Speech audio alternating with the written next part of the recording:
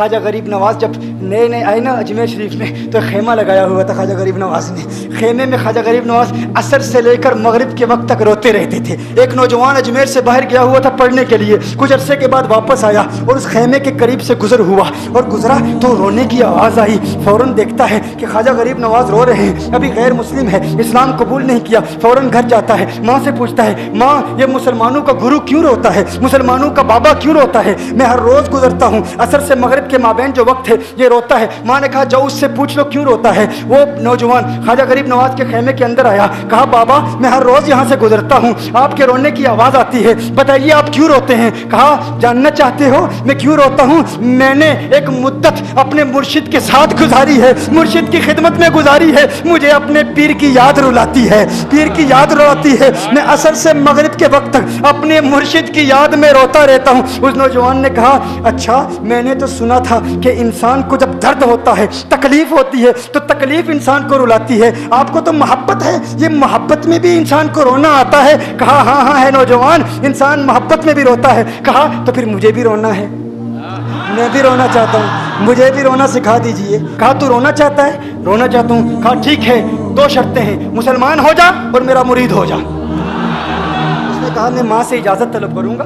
ماں کے پاس گیا اجازت لینے کے لیے. ماں نے کہا تو ضدی ہے, جب تو ارادہ کر لیتا ہے, جو ارادہ کرتا ہے تو پورا کرتا ہے, جا جو کرنا چاہتا ہے کر لے. خواجہ غریب نواز کے بارگاہ میں حاضر ہوا, عرض کرتا ہے بابا میں پھر مسلمان ہونا چاہتا ہوں, مجھے مرید کر لیجئے. خواجہ غریب نواز نے مرید کر لیا, خواجہ غریب نواز کا مرید ہو گیا. اب خواجہ غریب نواز نے کہا اب وقت سارا میرے ساتھ گزرے گا, ناشتے کے وقت خواجہ غریب نواز کے ساتھ, سحری کے وقت خواجہ غریب نواز کے ساتھ, سحر کے وقت خواجہ غریب نواز کے ساتھ, پورا دن اسے خواجہ غریب نواز کے قرب کی کچھ ایسی عادت ہو گئی, خواجہ غریب نواز کا دیوانہ ہو گیا, ان کا عاشق ہو گیا. کچھ عرصہ گزرا, خواجہ غریب نواز نے فرمایا اب تیرے لیے 3 دن کی چھٹیاں ہیں, 3 دن کے لیے چھٹیاں ہیں, 3 دن کے لیے چلا جا.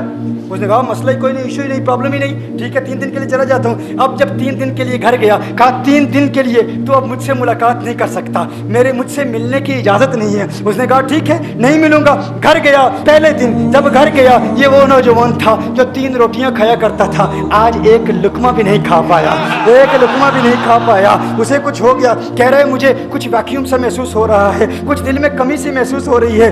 یوں وقت گزرتا گیا, رات کا وقت آیا, آنکھ نہ لگی, سو نہ پایا, مکان کی چھت پر چلا گیا. ماں نے دیکھا بیٹا چھت پر کیوں چلا گیا؟ ماں چھت پر جاتی ہے, بیٹے کیا ہوا؟ کہا پتہ نہیں ماں, میں تو فوراً سو جاتا تھا, آج نیند بھی نہیں آ رہی, آج کھانا بھی نہیں کھا پاتا. ماں تو چلی جا. ماں چلی جاتی ہے. یوں جب سحری کا وقت ہوتا ہے اس کی آنکھوں سے اشکوں کی برسات جاری ہوتی ہے, اس کی آنکھوں سے اشکوں کی برسات جاری ہوتی ہے. وہ رو رہا ہے, اس پر رکت تاری ہے. ماں آتی ہے, بیٹے کیا ہوا؟ کہا ماں مجھے پیار ہو گیا ہے, ماں مجھے محبت ہو گئی ہے, ماں مجھے عشق ہو گیا ہے. جا غریب نواز کے پاس, کہا مجھے بلا لو.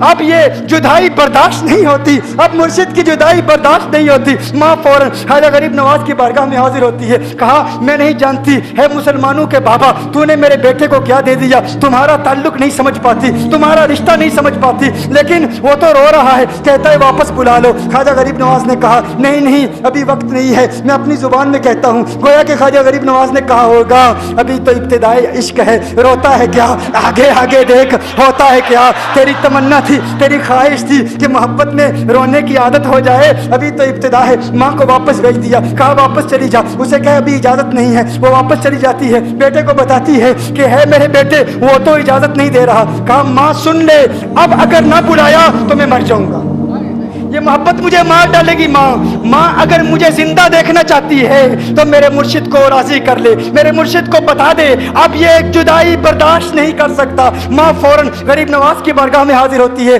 کہا ہے غریب نواز کرم فرمائیے, مجھ ماں کی تمنا ہے, مجھ ماں کی آرزو ہے, وہ مر جائے گا. کہا ماں کی تمنا ہے, تیری بات مانتا ہوں, جا اسے واپس بھیج دے. وہ فوراً بھاگتا ہوا خواجہ غریب نواز کی بارگاہ میں حاضر ہوتا ہے. اس وقت خواجہ غریب نواز اپنے مریدوں کو درس دے رہے ہیں, ایک مجمع لگا ہوا ہے. وہ فوراً خواجہ غریب نواز کے دروازے پر کھڑا ہوتا ہے اور پھر مرید یہ منظر دیکھ رہے ہیں. خواجہ غریب نواز کو دیکھتا ہے, خواجہ غریب نواز اسے دیکھتے ہیں. اور میں نے کہا تھا نا نگاہ مست ملائی تو میں پلا کے اٹھے, جہاں وہ بیٹھ گئے میں قدا بنا کے اٹھے. خواجہ غریب نواز نے اس کی آنکھوں سے آنکھیں ملائی اور پوچھا اب پتا چلا محبت میں رونا کیسے آتا ہے, اب پتا چلا. اس نے کہا ہے غریب نواز کرم فرمائیے. فوراً غریب نواز नवाज को पुकारता हुआ गरीब नवाज के कदमों में आ गिरा, गरीब नवाज के कदमों से लिपट गया। अब मुरीदीन इस मंजर को देख रहे हैं और हैरान हो रहे हैं कि सिर्फ वो मुरीद ही नहीं रो रहा, सारे मुरीद रो रहे हैं, इस प्यार के रिश्ते को देख रहे हैं। और फिर एक अजीब और गरीब मंजर,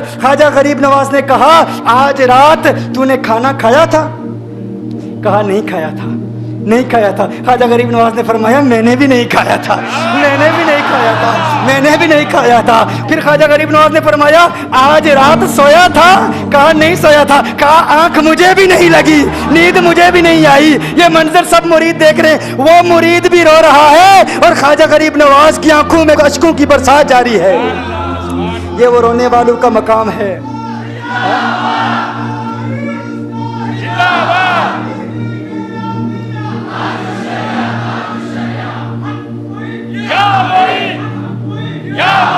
ये डिस्कशन हो रही है पीर और मुरीद की, और फिर ये आंसू बातें कर रहे हैं। मेरी दास्तान हसरत वो सुना सुना के रोए, मेरी दास्तान हसरत वो सुना सुना के रोए, मेरे आजमाने वाले मुझे आजमा के रोए। कोई ऐसा अहले दिल हो कि फसाना है मोहब्बत, मैं उसे सुना के रोऊं, वो मुझे सुना के रोए।